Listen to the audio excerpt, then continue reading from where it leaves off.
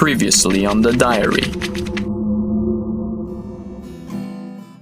On my way out of detention, I happened to see a student in the library photocopying a book. All I could get from the title was cookbook. 5 guys from school were waiting for me outside. One of them was the guy from the library, the 5 guys outside my house. He wanted to know how much I had seen, how much I knew. I told him all I saw was something about a cookbook, which wasn't suspicious at all until they showed up asking questions about it. And I've been looking into this cookbook thing. It does sound dangerous. Today at school, I noticed one of the 5 guys had a roll of bills. Throughout the day, it jumped from hand to hand. That roll of bills must have gone through at least 17 guys and got thicker every time. Unfortunately, the last person to get the money was a man that grabbed it through the yard fence. He got into a truck that had one of those signs with a phone number to report how they're driving. I wrote the number down. I was finally able to track down the name and phone number of the driver. Maybe I'll ask Jessica to help me figure out who he is. I called that guy and tricked him into thinking we were meeting for a job offer. He didn't want to disclose too many details, so we couldn't figure out exactly what he was doing at our school last week. I don't know, diary. This guy doesn't strike me as the person I'm looking for.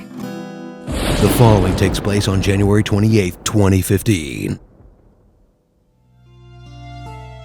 Dear Diary, once more the school woke up this morning to chaos and mayhem.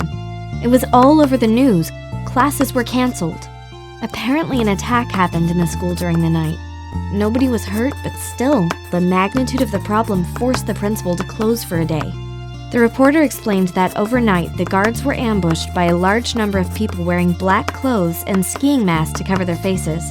They started out disorienting the guards using homemade smoke bombs in strategic locations that also blinded the security cameras. Eventually, the individuals got in and utilized a variety of Molotov cocktails to keep the guards from approaching them. Being unable to see the perpetrators or to know if they would be set on fire, they stood down and let the attack happen. It wasn't until the smoke dispersed that they were able to search the premises, but only to find they were all gone. What did they want?